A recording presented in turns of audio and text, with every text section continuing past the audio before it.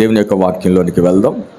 నిర్గమకాండం 5వ అధ్యాయం మొదటి 2 వచనాలు చదువుకుందాం.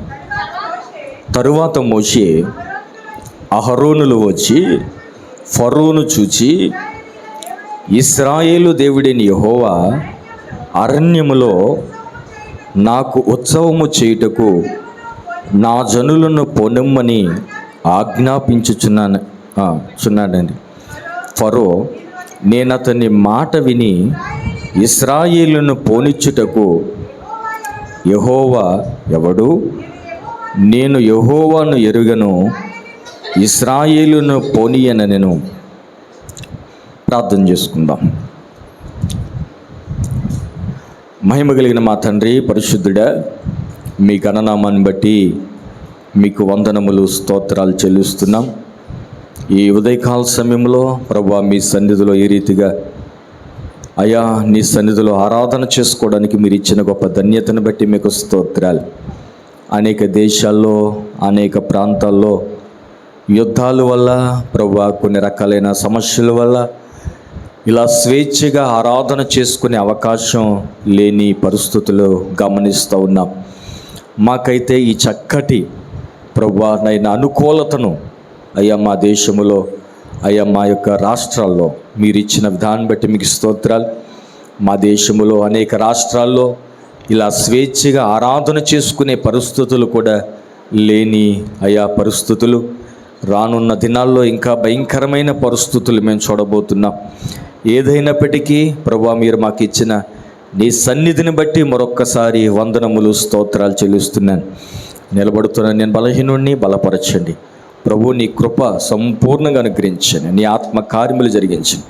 వచ్చిన మందరితో మీరు మాట్లాడమని నజరుడైన యేసయ్య నామములో ప్రార్థించి వేడుకుంటున్నాను మా తండ్రి, ఆమేన్. దేవునికి స్తోత్రం.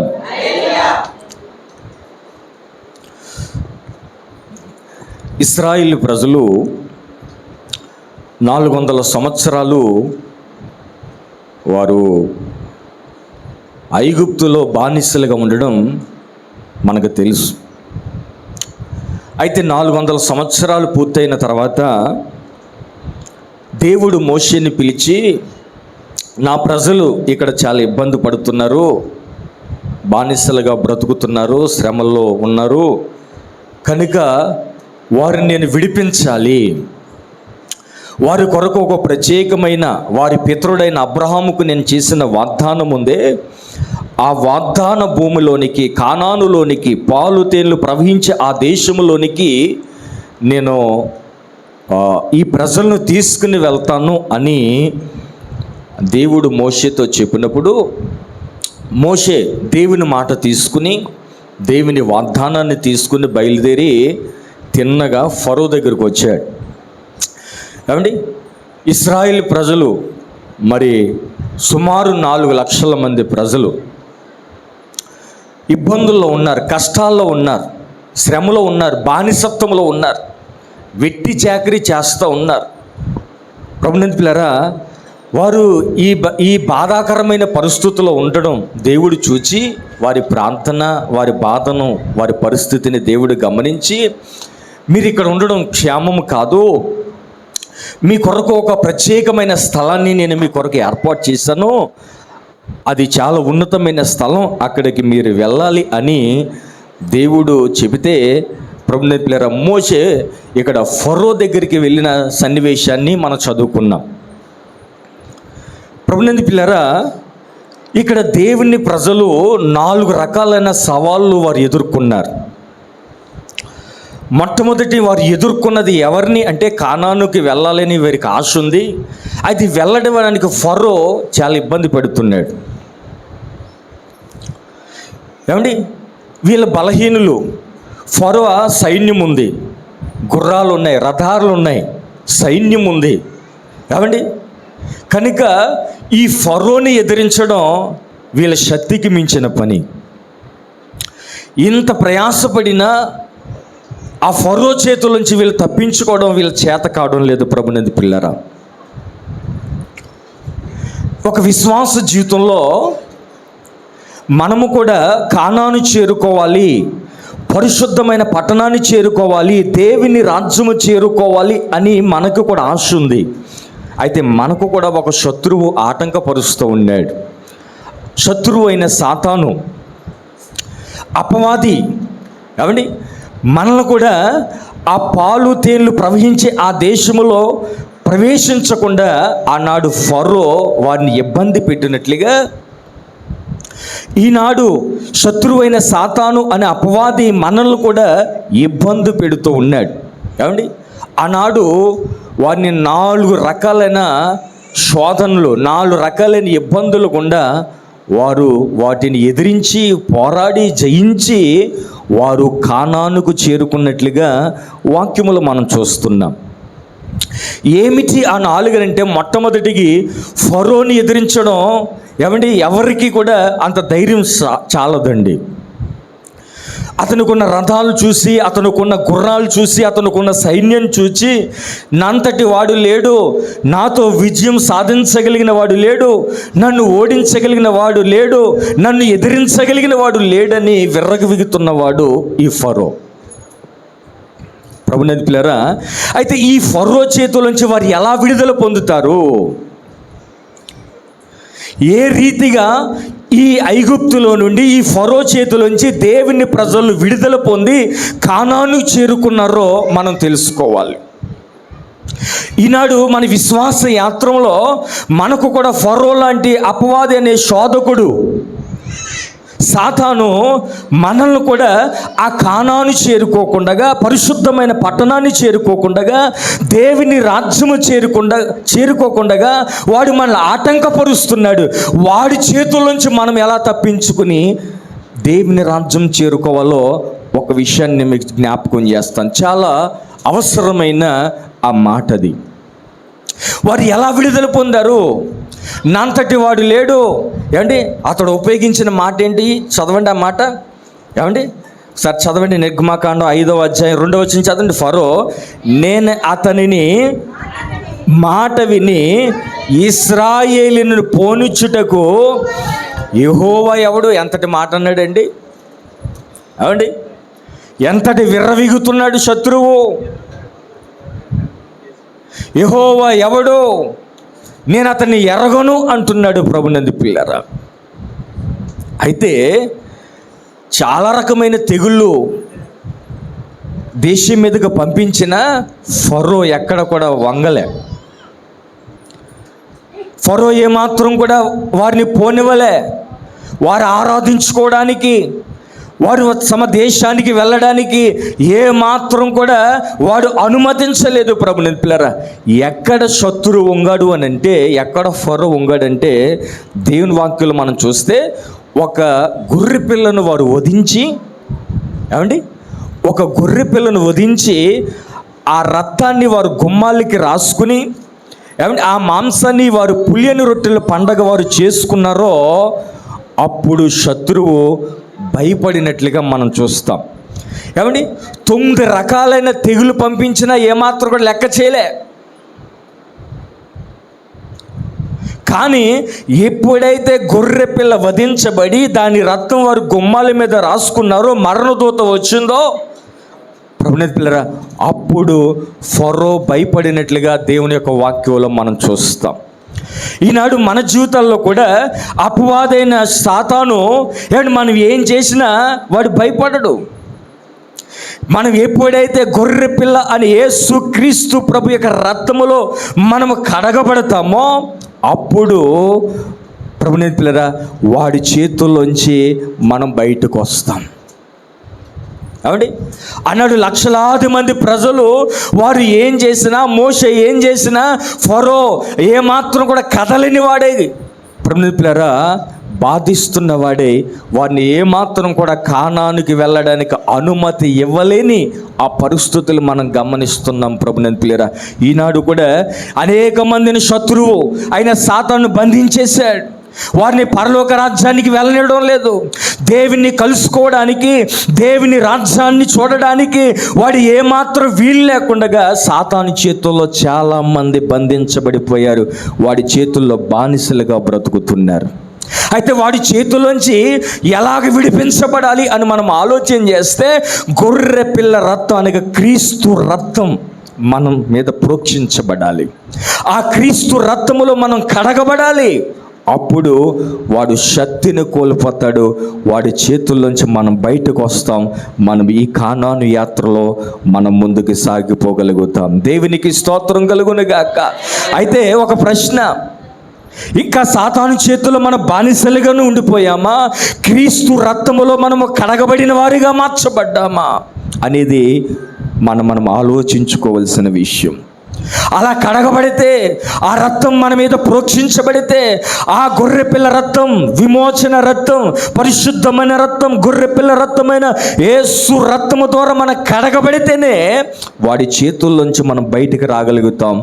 మనం కానాను యాత్రలో దేవుని కలుసుకోవడానికి ఈ పరలోక యాత్రలో మనం ముందుకు సాగగలుగుతాం. అంతవరకు కూడా మనము ఆ శత్రువైన సాతాను చేతుల్లో మనం బందీలుగా ఉండిపోయిన వారిగా ఉంటాం. కనుక గమనించవలసిన ప్రాముఖ్యమైన మాట ఏంటంటే, మనం యేసు రక్తములో మనం కడగబడ్డామా, మన జీవితాలు కడగబడుతున్నాయా, ఆ రక్తములో మన ప్రతి పాపమును కడుక్కున్నామా, శుద్ధీకరించబడ్డామా, అప్పుడే మనం శక్తివంతులుగా మార్చబడతాం. వాడి చేతుల్లోంచి మనం బయటికి రాగలుగుతామనే విషయాన్ని మరొకసారి నేను మీకు జ్ఞాపకం చేస్తూ ఉన్నాను. ప్రభునందు పిల్లరా, ఇక్కడ చదువుకున్న వాక్య భాగంలో ఫరో చాలా విర్రవీగుతున్నాడు. యెహోవా ఎవడో నేను పోనివ్వను అంటున్నాడు. ప్రభునందు పిల్లరా, అంత ఆ ఘోరమైన ఆ పరిస్థితుల్లో ఉన్న ఆ వ్యక్తిని మార్చింది, భయపెట్టింది ఏంటంటే గొర్రెపిల్ల రక్తం. ప్రభునందు పిల్లారా, అలాగే యేసు రక్తం సాతానుని వణికించగలుగుతుంది. మన మీద యేసు రక్తం ప్రోక్షించబడినప్పుడు, మనం యేసయ్య రక్తము ద్వారా కడగబడినప్పుడు శత్రువైన సాతాను గడగడ వణుకుతాడు. వాడి చేతుల్లోంచి, వాడి బానిసత్వములోంచి మనము బయటికి రాగలుగుతామనే విషయాన్ని నేను మీకు జ్ఞాపకం చేస్తున్నాను. ఎప్పుడైతే ఈ ఫరో యెహోవా ఎవడు అన్నాడో, ఆ ప్రభునందు పిల్లరా, వాస్తవానికి అంత నష్టం జరగకపోదును. ప్రభునందు పిల్లరా, ఎందుకు అంత నష్టం ఫరోకి, ఐగుప్తు దేశానికి కలిగిందంటే, ప్రభునందు పిల్లరా, దేవుణ్ణి ఎవడు అని సంబోధించాడు. మరొక మాట మాట్లాడితే మంచిదే, కానీ ప్రభునందు పిల్లరా, యెహోవా ఎవడు అన్నందుకు దేవుడు ఏం చేశాడంటే ఫరో హృదయాన్ని కఠినం చేశాడు. సరే చదవండి ఆ మాటలు కూడా. 9వ అధ్యాయం నిర్గమకాండం 9వ అధ్యాయం 12వ వచనం చదవండి. అయినను యెహోవా మోషేతో చెప్పినట్లు యెహోవా ఫరో హృదయమును కఠినపరిచెను, అతడు వారి మాట వినకపోయినాను. ఎవరు కఠినపరిచారంటండి? ఫరో పంపించేద్దాం అనుకుంటున్నాడు, కానీ పంపించకుండా కఠినపరిచింది ఎవరమ్మా?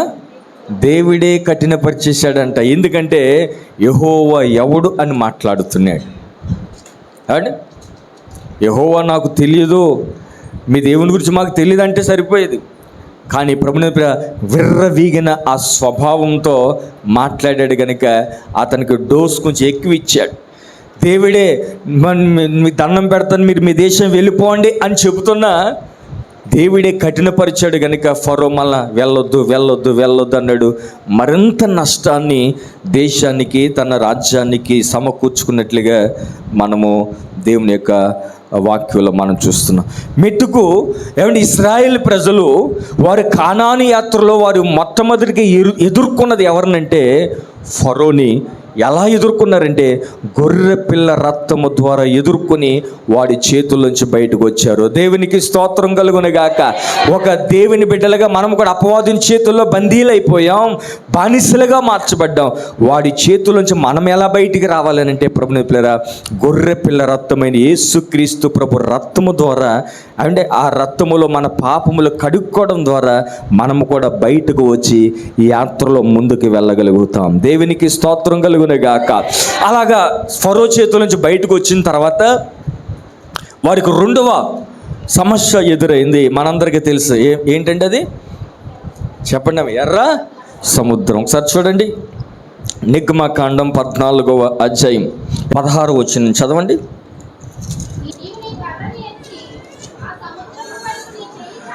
నీవు నీ కర్రను ఎత్తి ఆ సముద్రము వైపు నీ చెయ్యి చాపి దాన్ని పాయలుగా చేయము. అప్పుడు ఇశ్రాయేలీయులు సముద్రం మధ్య ఉన్న ఆరిన నేల మీద నడిచిపోవుదురు. దేవునికి స్తోత్రం కలుగును గాక. ఇక్కడికి వీరు మొదటి శత్రువుగా ఫరో చేతుల్లోంచి వీరు బయటకు వచ్చారు. రెండవదిగా వీళ్ళకి ఎదురైన సమస్య ఏంటంటే ఎర్ర సముద్రం వీరికి ఎదురయ్యింది. ఎర్ర సముద్రం అయితే ఎదురైనప్పుడు దేవుడు మోషేతో చెప్పిన మాట ఏంటంటే, నీ చేతిలో కర్ర ఉంది కదా, ఆ కర్రతో ఆ సముద్రాన్ని కొట్టమన్నాడు. దేవునికి స్తోత్రం కలుగును గాక. ఎప్పుడైతే మరి ఆ కర్ర ఎత్తి సముద్రం వైపు చూపించాడో అప్పుడు అది 2 పాయలుగా మారిపోయి ఆరిన నేలగా మార్చబడినట్లుగా దేవుని యొక్క వాక్యంలో మనం చూస్తున్నాం. దేవునికి స్తోత్రం కలుగును గాక. ఎర్ర సముద్రం అనే సమస్యలు, పోరాటాలు మన జీవితాల్లో కూడా ఎదురవుతూ ఉంటాయి. అయితే ఒక నిరీక్షణ మనకుంది. అదేంటంటే ప్రభునంతులారా, ఈ మధ్యలో ఎక్కడ మనం ఆగేది లేదు. సమస్యలు వారికి వచ్చినట్లుగా మన పితరులకు వచ్చినట్లుగా మనకు కూడా ఎదురవుతూ ఉంటాయి. సమస్యలు లేకుండా ఉండదు, సమస్యలు వస్తాయి. రెండో సమస్య వారు ఎదుర్కొన్నది ఎర్ర సముద్రం. దాంట్లోంచి వారు ఎలా బయటకు వచ్చారనంటే, మోషే తన కర్ర చేత పట్టుకుని ఎర్ర సముద్రం వైపు చూపించినప్పుడు అది 2 పాయలుగా మార్చబడినట్లుగా చూస్తాం. ఏమిటి ఈ కర్ర అని, దేనికి ఈ కర్ర సాదృశ్యంగా ఉన్నది అని మనం ఆలోచన చేస్తే, ఈ కర్ర దేవుని యొక్క వాక్యానికి సాదృశ్యంగా ఉన్నది. దేవునికి స్తోత్రం కలుగును గాక. మన జీవితంలో ఎదురవుతున్న ఎర్ర సముద్రం లాంటి సమస్యలు ఎన్నో ఈ విశ్వాస యాత్రలో మనకి ఎదురవుతూ ఉంటాయి ప్రభునందు పిల్లరా. అయితే ఆనాడు వారు ఆగిపోలేదు. సమస్యలు వచ్చాయి, అయితే వారు కర్ర చాపినప్పుడు అది పాయలైపోయినట్లుగా మనకు వాక్యం అనే కర్ర మనకున్నది. ఈ వాక్యం ఎంత శక్తి కలిగినదో మనకు తెలుసు ప్రభునందు పిల్లరా. ఈ వాక్కులో ఉన్న వాగ్దానాలు మన పక్షములో ఉన్నాయి కనుక ఈ వాగ్దానాలు మనం ఎత్తి మనము ఆ సమస్యను ఎదిరించగలుగుతాం, ఆ పోరాటాన్ని మనం చేర్చగలుగుతాం, ఆ సమస్యల నుంచి మనం విడుదల పొందగలుగుతాం అనేది ఇక్కడ 2వ పాఠాన్ని ఇక్కడ మన పితరులు నేర్పిస్తూ ఉన్నారు. కాబట్టి ఆ కర్ర దేవుని యొక్క వాక్యానికి సాదృశ్యంగా ఉంది. ఎప్పుడైతే ఆ కర్ర సముద్రంను కొట్టగా అది 2 పాయలైపోయిందో, విశ్వాసముతో దేవుని మాటలు పలుకుతున్నప్పుడు మనలో ఉన్న మనకి ఎదురవుతున్న ప్రతి ఎర్ర సముద్రం అంటే సమస్యలు 2 పాయలుగా అయిపోయినట్లుగా మనకు మార్గము సిద్ధపరచగలిగిన వాడు దేవుడు. దేవునికి స్తోత్రం కలుగును గాక. కనుక దేవుని వాక్యాన్ని మనం ఉపయోగించాలి. మనకి ఎదురవుతున్న ప్రతి సమస్యలో, మనకి ఎదురవుతున్న ప్రతి పోరాటములో, ఏ సమస్య ఎదురవుతున్నా దేవుని వాక్యాన్ని మనం పలకాలండి. అనారోగ్య సమస్య వచ్చిందనుకోండి, అయ్యా నిన్ను స్వస్థపరిచే యెహోవాని నేనే అని వాగ్దానం చేసావు కదా, నీ గాయాలలో స్వస్థత ఇస్తానని వాగ్దానం చేసావు కదా, కనుక నీ వాక్యాన్ని నమ్ముతున్నానయ్యా, నాకు విడుదల దయచేయి ప్రభు అని అడగాలి. ఇంకా రకరకాలైన సమస్యల్లో, మానసికమైన ఒత్తుల్లో మనం నలిగిపోతున్నప్పుడు తల్లి ఒకరిని ఆదరించినట్లుగా నేను మిమ్మల్ని ఆదరిస్తానని వాగ్దానం చేశాడు. ఆ వాగ్దానాన్ని ఎత్తుకుని మనం ప్రార్థన చేయాలి. ఏ సమస్య అయినా దేవుడు మనకి ఎన్నో వాగ్దానాలు ఇచ్చాడు దేవుని వాక్యములో. ఎప్పుడైతే ఈ వాక్యాన్ని మనం ఉపయోగిస్తామో మన సమస్య 2 పాయలుగా మార్చబడి మనం ముందుకు సాగిపోగలుగుతాం. దేవునికి స్తోత్రం కలుగును గాక. అనేక సమస్యల్లో దైవజనులైనా పరిశుద్ధులైనా వారు చేసింది అదే. పరిశుద్ధ గ్రంథంలో చాలామందికి సమస్యలు వచ్చాయి. ఆ సమస్యల నుంచి వారు ఎలా విడుదల పొందారంటే దేవుని వాక్కును వారు నమ్మారు, ఆ వాగ్దానాలు పట్టుకుని వారు ప్రార్థన చేశారు. ఆ ప్రార్థన ప్రభావం ఆ సమస్యను 2 పాయలుగా చేసింది. వారి ఆరిన నేల మీద నడిచినట్లుగా ఆ సమస్యల్లోంచి వారు బయటికి రాగలిగారు అనే విషయాన్ని మరొకసారి మనము గుర్తు చేసుకోవాలి. దేవునికి స్తోత్రం కలుగును గాక. కనుక మన జీవితంలో కొన్ని సమస్యలు మనకి ఎదురవుతాయి, అడ్డంకులు ఉన్నాయి, శోధనలు ఉన్నాయి, అయితే అపజయం మాత్రం కలగదు. ప్రభునందు పిల్లరా, ఖచ్చితంగా ఆరిన నేల మన కొరకు ఆయన సిద్ధం చేయగలిగిన సమర్థుడు. దేవునికి స్తోత్రం కలుగును గాక.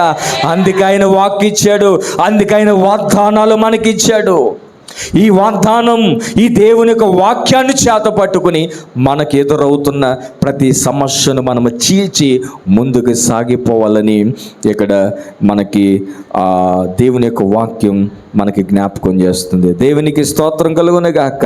కనుక ప్రభుని పిల్లరా, వారు ఎప్పుడైతే ఆ కర్రను చాపారో ఆ ఎర్ర సముద్రం 2 పాయలుగా మార్చబడినట్లుగా మనము గ్రహిస్తున్నాం. కనుక వారు ఆ 2వ సమస్యలో నుంచి వారు బయటపడ్డారు. మొదటి సమస్య ఫరో, ఏమండి, గొర్రె పిల్ల రక్తము ద్వారా వారు బయటకు వచ్చారు. ఏమండి, మొదటి సమస్యకి దేని ద్వారా బయటకు వచ్చారమ్మా? ఏమండి, గొర్రె పిల్ల రక్తము ద్వారా వారు బయటకు వచ్చారు. 2వ సమస్య ఎర్ర సముద్రం, ఏమండి, మోషే చేతి కర్ర. ఈ కర్ర దేవుని యొక్క వాక్యానికి సాదృశ్యం. కనుక దేవుని వాక్కు ద్వారా అనేక సమస్యల నుంచి మనం బయటికి రాగలుగుతామనే విషయాన్ని మరొకసారి నేను మీ జ్ఞాపకం చేస్తున్నాను. దేవునికి స్తోత్రం కలుగును గాక. అండ్ 3వది, వారి యాత్రలో వారికి ఎదురైన 3వ అతి భయంకరమైన సమస్య చూద్దాం రండి. యెహోషువ గ్రంథం 3వ అధ్యాయం 14వ వచనం చదవండి.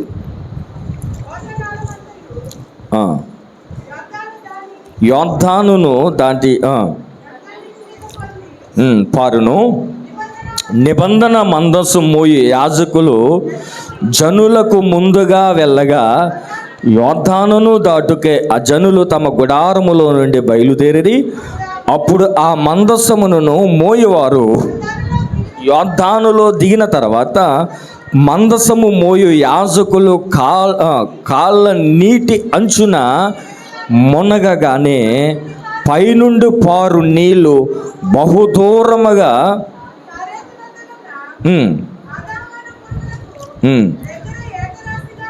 దగ్గర ఏకరాశిగా నిలిచెను.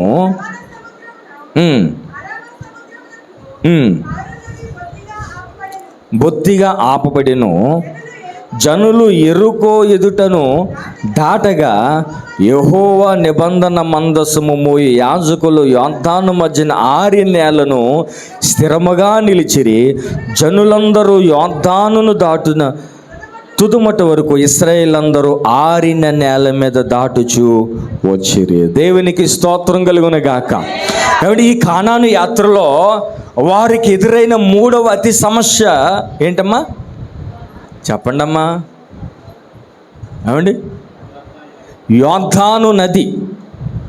ఏమండి, ఎత్తైన స్థలములోంచి ప్రవాహం వల్లే నీళ్లు ప్రవాహం. ఆ యోర్దాను నదిలో కనుక పడితే ఆ ప్రవాహములో మరి ఎక్కడికి కొట్టుకు వెళ్ళిపోతారో తెలియని పరిస్థితి. ప్రభునందు పిల్లారా, ఫరో చేతుల నుంచి వారు బయటకు వచ్చారు గొర్రె పిల్ల రక్తము ద్వారా. ఎర్ర సముద్రములోంచి బయటకు వచ్చారు మోషే చేతి కర్ర ద్వారా. 3వది ప్రభునందు పిల్లారా, యోర్దాను నది వీరికి అడ్డుగా వచ్చింది. ఈ నది దాటాలి అంటే వీళ్ళ వల్ల కావడం లేదు. ఎత్తైన స్థలములోంచి ప్రవాహం వస్తుందేమో, ఏమండి, ఆ ప్రవాహములో ఎక్కడ దిగితే మరి కొట్టుకు వెళ్ళిపోతామోనని భయంతో వారు అక్కడే నిలిచిపోయారు. అయితే యెహోషువ చేసిన మంచి పని ఏంటంటే యాజకులను పిలిచాడు. యాజకులు దైవజనులు పిలిచి, ఇదిగో మందసాన్ని మీ భుజాల మీదకి ఎత్తుకోండి. మందసం అంటే ఏమిటి అంటే దేవుడే మందసం. అంటే యాజకులు మందసాన్ని మోస్తూ ఆ యోర్దాన్ని, ఏమంటే ఆ నదిలో కాలు పెట్టగా జరిగిన కార్యాన్ని గురించి మనం చదువుకున్నాం. ప్రభునందు పిల్లరా, అది ఆగిపోయిందట, అది నిలిచిపోయిందంట, అది ఆరిపోయిందంట. దేవునికి స్తోత్రం కలుగును గాక. ఏకరాశిగా నిలిచిపోయిందంట. ఎత్తైన స్థలములుంచుచున్న ఆ నీరు ఏకరాశిగా అక్కడ ఆగిపోయిందంట. ప్రభునందు పిల్లరా, దేవుడి చేసే కార్యాలు అలా ఉంటాయి.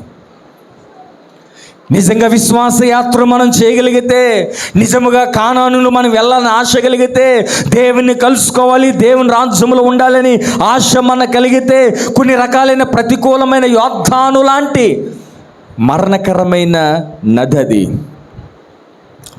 ఏమండి, అలాంటి భయంకరమైన ఈ నది ప్రవాహములో వీరు కొట్టుకుపోకుండా అది ఏకరాశిగా నిలిచిపోయినట్లుగా దేవుని యొక్క వాక్యములో మనం చూడగలుగుతున్నాం. దేవునికి స్తోత్రం కలుగును గాక.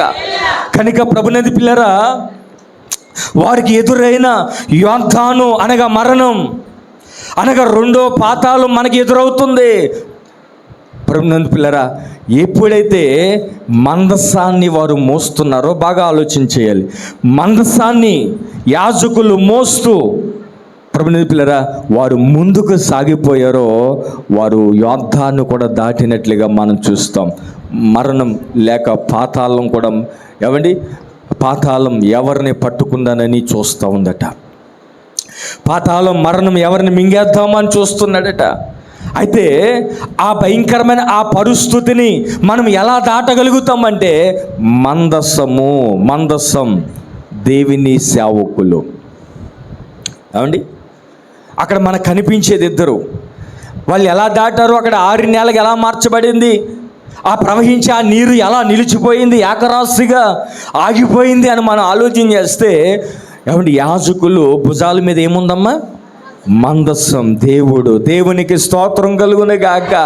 ఏమండి, ఒక వ్యక్తి, ఒక విశ్వాసి దైవ సేవకుని మందసాన్ని కలిగి ఉంటే ఈ మరణం, ఈ పాతాళాన్ని దాటి అవతలకు మనం వెళ్ళగలుగుతాం. ఈ మరణం పాతాళము దాటిన తర్వాతే మనకు నిత్య సియోను కనబడుతుంది, ఆ మహిమగలమున యెరూషలేము కనబడుతుంది, ఆ పాలు తేళ్లు ప్రవహించే ఆ దేశాన్ని మనం చూడగలుగుతాం అనే విషయాన్ని మరొక్కసారి మనం గుర్తు చేసుకోవాలి ప్రభునందు పిల్లరా. కనుక ఈ మరణం, ఈ యోర్దాను, ఈ పాతాళం అనుకున్న పాతాళానికి మరణానికి సాదృశ్యం ఈ యోర్దాను. దీన్ని ఎలా దాటారంటే, ఏమంటే యాజకులు మందసాన్ని మోసారు. ఒక వ్యక్తి, ఒక విశ్వాసి దైవ సేవకుని వెంబడించినప్పుడు, దేవుణ్ణి మోస్తున్నప్పుడు, దేవుణ్ణి కలిగినప్పుడు అతడు ఈ యోర్దానులో కూడా క్షేమముగా కానాను యాత్రకు ముందుకు సాగిపోగలుగుతాడు. దేవునికి స్తోత్రం కలుగును గాక. కనుక ప్రభునందు పిల్లరా, మన జీవితాల్లో ఏమండి మనకు కూడా యోర్దాను ఎదురవుతుంది, మరణం ఎదురవుతుంది, మన ముందు పాతాళం ఎదురవుతుంది. వాటిని దాటి మనం ముందుకు సాగిపోవాలి. ఎలా సాగిపోగలుగుతాం? మన భుజాల మీద మందసం ఉండాలి. దేవునికి స్తోత్రం కలుగును గాక. ఏమంటే దైవజనుడిని కలిగిన వారిగా మనం ఉండాలి. ఒక సహవాసములో ఒక నడిపింపు కలిగిన వారిగా మనం సాగిపోవాలి. ఏమండి ఆ సహవాసములో మనం సాగిపోతున్నప్పుడు మనము సురక్షితముగా, మనము ఊహించిన, లేకపోతే మనం కోరుకుంటున్న, మనం కలుసుకోవాలనుకుంటున్న ఆ ప్రదేశం, ఆ మహిమ కలిగిన ఆ పట్టణాన్ని మనం కలుసుకోగలుగుతామనే విషయాన్ని మనము గుర్తుంచుకోవాలి. దేవునికి మహిమ కలుగును గాక. అయితే 4వ సమస్య, వీళ్ళకి ఎదురైన 4వ సమస్య ఏంటమ్మా చెప్పండి? ఏమండి మూడు చెప్పాను. మొదటిది ఏంటి? చెప్పిన తర్వాత చెప్పినని చెప్పండి కనీసం. ఏమండి మొట్టమొదటిగా వారు ఎదుర్కొన్నది ఎవరిని? ఏమండి ఫరో. ఈ ఫరో ఎవరికి సాదృశ్యం చెప్పాలమ్మా? గొర్రె పిల్లక. ఈ ఫరో ఎవరికి సాదృశ్యం? సాతానుకి సాదృశ్యం. సాతాన్ని మనం ఎదుర్కొని వాడి చేతుల నుంచి బయటికి రావాలంటే వాళ్ళు ఎలా బయటకు వచ్చారు? గొర్రె పిల్ల రక్తం. ఈ గొర్రె పిల్ల ఎవరు? మన ప్రభు అయిన ఆయన రక్తములు మనం కడగబడి బయటకు వస్తే పరందు పిల్లరా మనం ముందుకు సాగలుగుతాం. రెండోది చెప్పాలి, వారికి ఎదురైంది ఏంటమ్మా? ఎర్ర సముద్రం. అక్కడి నుంచి ఎలా బయటకు వచ్చారు? ఏమండి మోషే చేతిలో ఉన్న కర్ర. దేవునికి స్తోత్రం. ఈ కర్ర దేనికి సాదృశ్యం? దేవుని యొక్క వాక్యం, దేవుని యొక్క వాగ్దానాలు, దేవుని యొక్క వాక్యానికి సాదృశ్యం. కనుక దేవుని వాక్యం ద్వారా చాలామంది అనేక రకాలైన శోధనలోంచి, అనేక సమస్యల నుంచి వారు బయటకు వచ్చారు అనేది మనం చూస్తాం. దేవుని వాక్యంలో ఎన్నో గొప్ప కార్యాలు వారు దేవుని వాక్యాన్ని బట్టే బయటకు వచ్చారు. మూడవ కారణం, మూడవది సమస్య ఏంటమ్మా?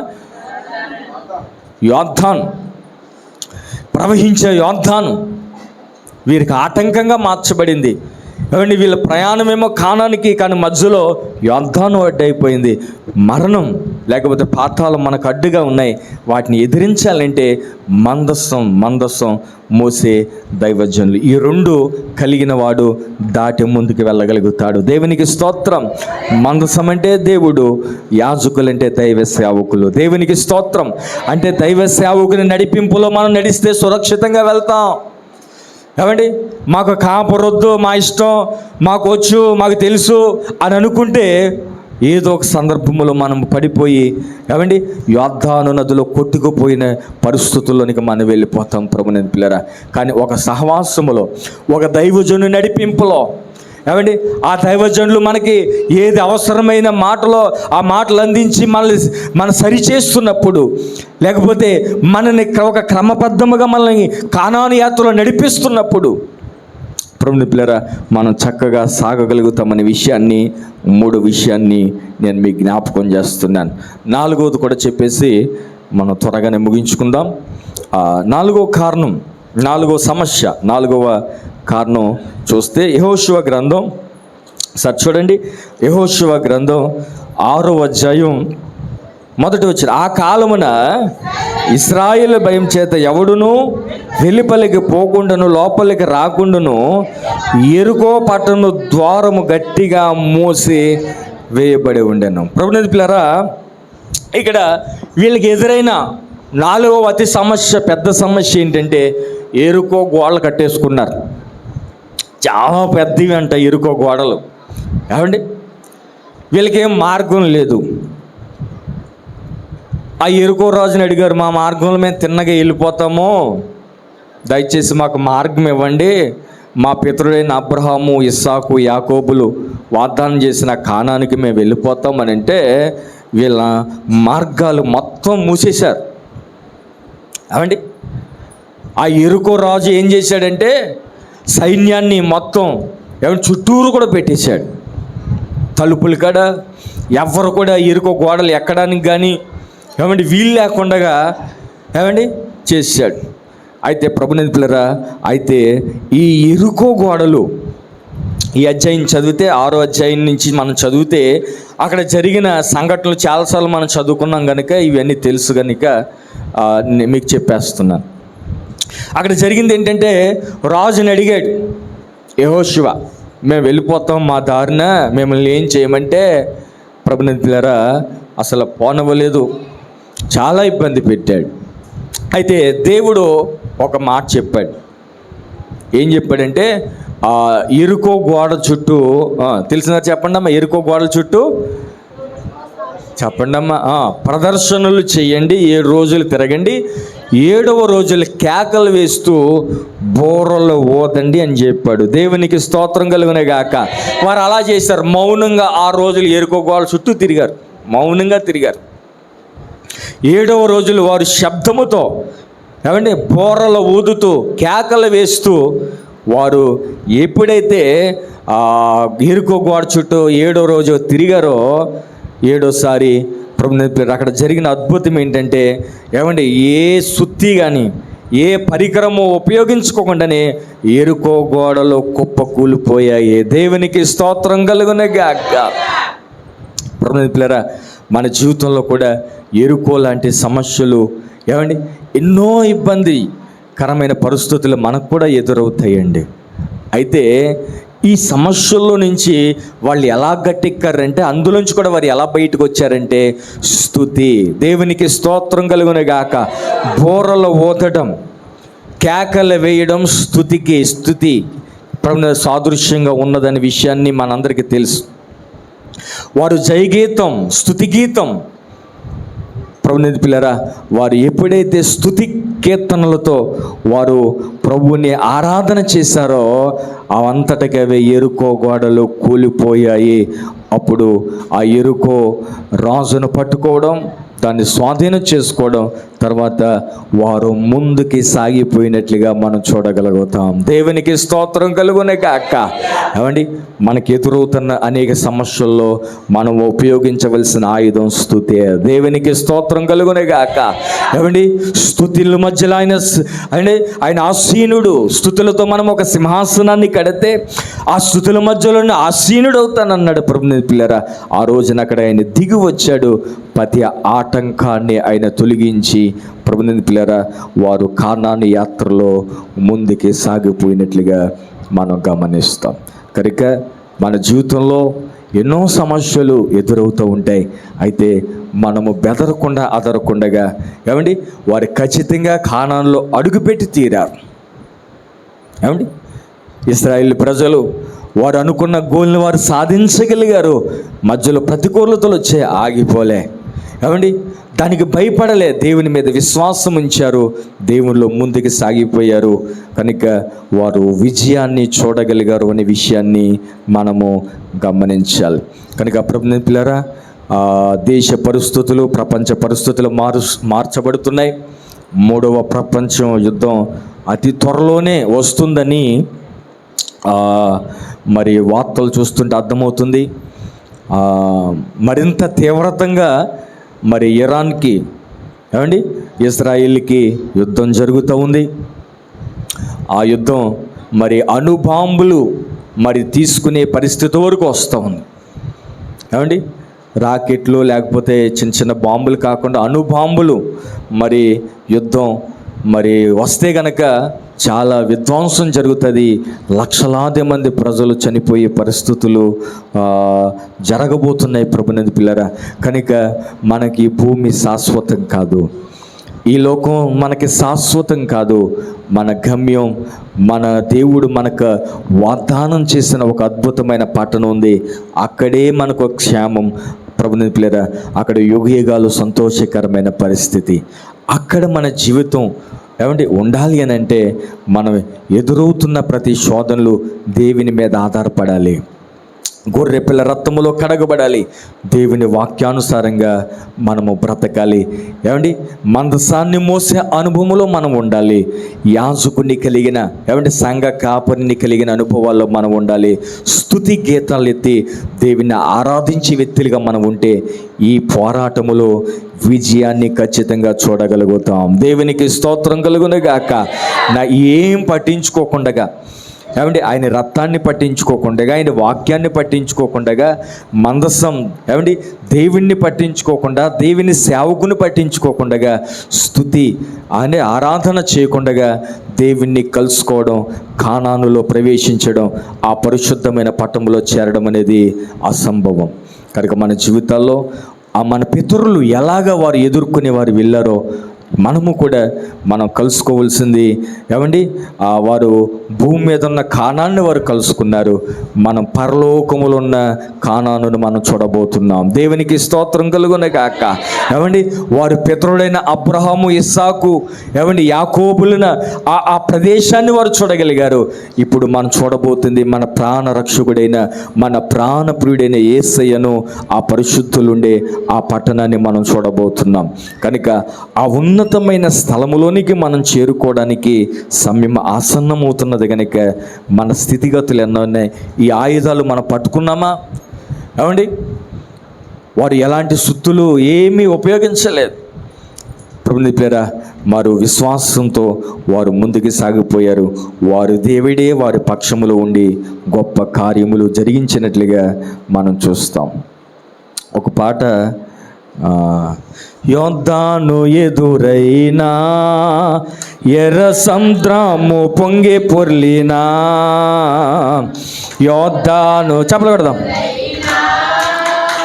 ఎర్ర సముద్రము పొంగి పొర్లినా, భయము లేదు జయము పాడదాం, భయము లేదు జయము మనదే, విజయ గీతము పాడెదము, విజయ గీతము పాడెదము, హోసన్నా జయమే, హోసన్నా జయమనదే,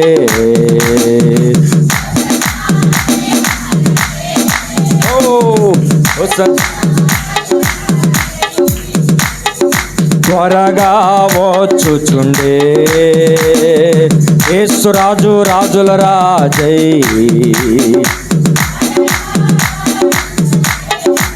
త్వరగా వచ్చుచుండే, త్వరగా వచ్చుచుండే.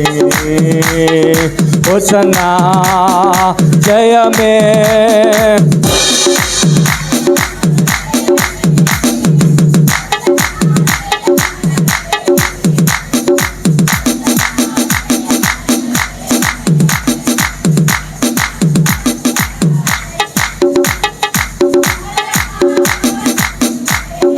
శరీర రోగమైన అది ఆత్మీయ వ్యాధి అని పాడదామందరూ కూడా.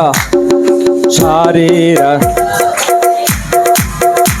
అది ఆత్మీయ, యేసు గాయములు స్వస్థపరచును, రక్తమే రక్షణనిచ్చున్, రక్తమే రక్షణనిచ్చున్. కృష్ణా ఓహో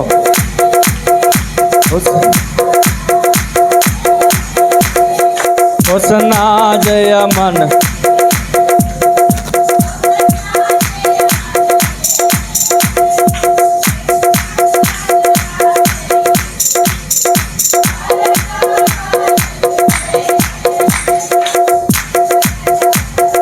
దేవునికి స్తోత్రం. కనుక ప్రభుని పిల్లరా, విశ్వాస యాత్రలో మన పితరులకు ఎదురైన సమస్యలు మనకెదురవుతాయి. కానీ ఒకటి మాత్రం మనం గుర్తుపెట్టుకోవాలి, ఎన్ని సమస్యలు వచ్చినా వారు కానానుకు వెళ్ళకుండా అవేమి కూడా ఆపలేకపోయాయి. దేవునికి స్తోత్రం కలుగునుగాక. ఎన్ని పరిస్థితులు, ప్రతికూలమైన పరిస్థితులు ఎదురైనా మనల్ని దేవుని రాజ్యానికి వెళ్ళకుండా ఇవేమి కూడా ఆటంకపరచలేవు.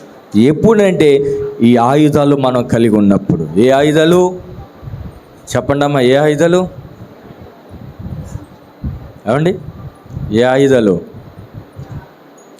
యేసు రథాన్ని మనం కలిగి ఉన్నప్పుడు, దేవుని యొక్క వాక్యం మందసం, యాజకులు, అలాగే స్తుతి అనేది మనం కలిగి ఉన్నప్పుడు ప్రతీది కూడా మనం ఎదిరించగలుగుతాం, పోరాడగలుగుతాం, మన గమ్య స్థలానికి మనం చేరుకోగలుగుతాం అనేది దేవుని యొక్క వాక్యాన్ని బట్టి మరొకసారి జ్ఞాపకం చేస్తూ ఈ మాటలు ముగిస్తున్నాను. ప్రార్థన చేసుకుందాం, ప్రార్థన చేసుకుందాం. అందరూ కూడా చిన్న ప్రార్థన చేసుకుందాం. ఎర్ర సముద్రం లాంటి సమస్యలు ఎదురైనా మనకు దేవుని వాక్కు ఉంది, దేవుని వాగ్దానం మనకున్నది. యోర్దాను లాంటి ప్రవహించేది మరణకరమైన పరిస్థితులు ఏదైనా, ఇదిగో మనకు జయమున్నది, మనకు జయమున్నది. ఎరుకో లాంటి సమస్యలు ఎదురైనా గో స్తుతి ధ్వని ద్వారా మనకు విడుదల ఉన్నది. ఫరో లాంటి సమస్యలు మనకు ఎదురైనా గొర్రె పిల్ల మన కొరకు ఉన్నది, మనకు విజయం ఉన్నది. మనం ఖచ్చితంగా కానాను చేరుకోగలుగుతాం, ఖచ్చితంగా దేవుని రాజ్యాన్ని చేరుకోగలుగుతాం. ఇవన్నీ ఎన్నో ఆటంకాలు కలిగించాలని, దేవుని రాజ్యాన్ని చూడకుండా చేయాలని ఎన్నో ఆటంకాలు కలిగించవచ్చు. కానీ అవేవి కూడా మనల్ని ఆపలేవు, అవేవి కూడా మనల్ని ఆపలేవు. ముందుకే సాగిపోదాం, విశ్వాసాన్ని కాపాడుకుందాం, ఓపికతో పరిగెడదాం, ముందుకే సాగిపోదాం. వారి 40 సంవత్సరములు ఆగిపోక, అలసిపోక సాగిపోయారు. మనము కూడా పరిగెడదాం, ఆ కానాను చేరుకునేంత వరకు మనం సాగిపోదాం. అర్థం చేసుకుందాం. పరిశుద్ధుడా మీకు స్తోత్రాలు అయ్యా. మా పితరులకు ఎదురైన శోధనలు వారు ఎలా జయించి వారు ముందుకు సాగిపోయి జయాన్ని పొందుకున్నారో, మేము కూడా ఈ విశ్వాస యాత్రలో మాకు ఎదురవుతున్న ప్రతీది కూడా మేము ఎదిరించి పోరాడి జయాన్ని పొందుకోవడానికి కృప చూపించమని నజరేయుడైన యేసయ్య నామములో ప్రార్థించి వేడుకుంటున్నాను మా తండ్రి. ఆమేన్.